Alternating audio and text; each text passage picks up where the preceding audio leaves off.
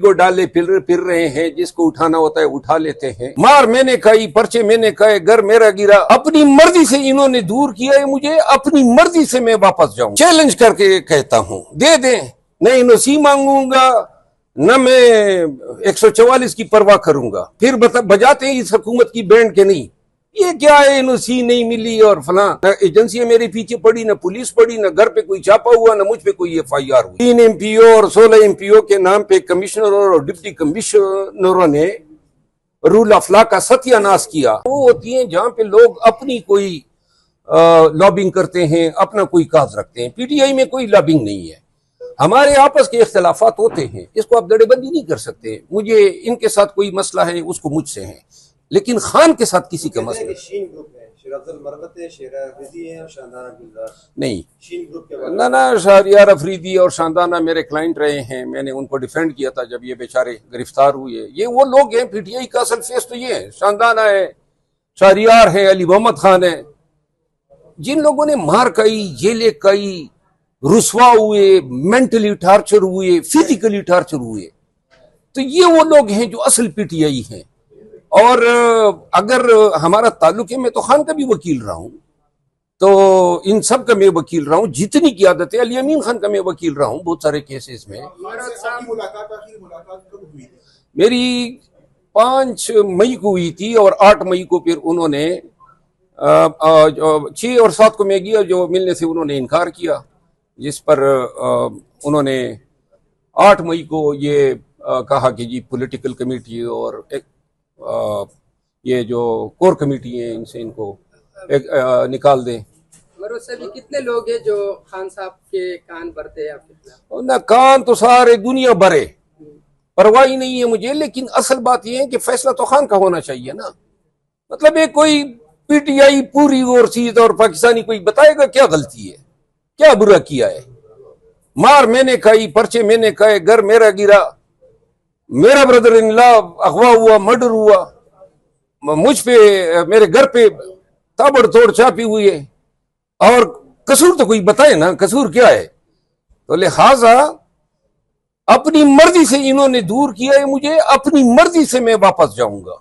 यह मैं सबको बता दूं, मेरी मर्जी होगी तो मैं वापस जाऊंगा, मेरी मर्जी नहीं है, कोई जबरदस्ती मेरे साथ नहीं। खान ने कहा जैसे जो चल रही है इमरान खान की रिहाई के लिए, जिस तरह इन्होंने कहा इस ईद के बाद निकलेंगे, फिर ईद के बाद निकलेंगे, क्या उससे आप मुतमईन हैं? ये निकल कतई मुतमईन नहीं हूं।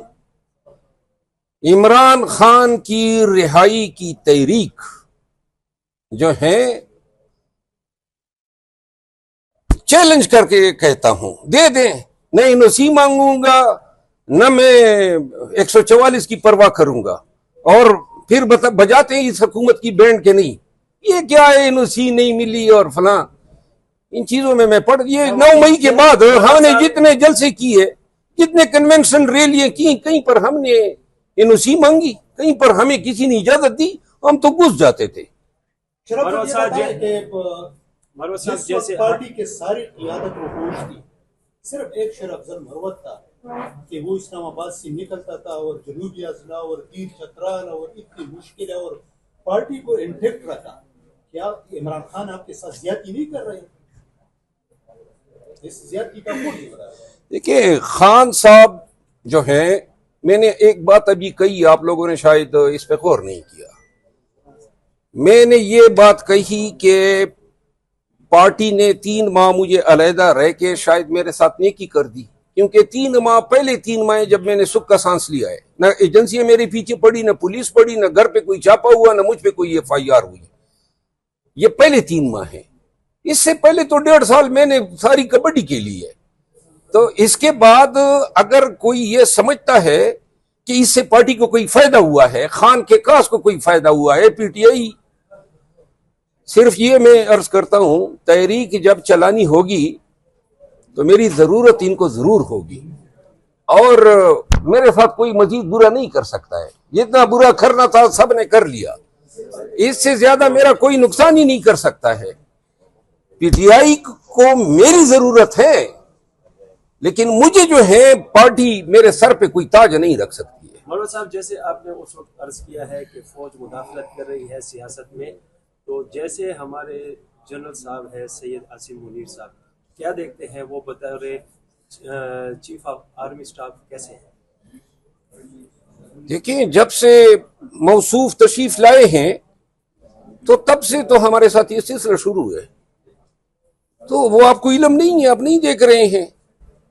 शुक्रिया। क्या कहेंगे आप, जब हुकूमत आई थी तहरीक इंसाफ की खैबर पख्तूनख्वा ने, तो आपने आईजी को भी कहा था और लोगों को कहा था, लेकिन अभी तक ना आईजी तब्दील हुआ न कोई तब्दील हुआ, उसी तरह पुलिस जो है काम कर रही है। ये बहुत अफसोस की बात है। सवाल को रिप्लेस करता हूँ थोड़ा सा।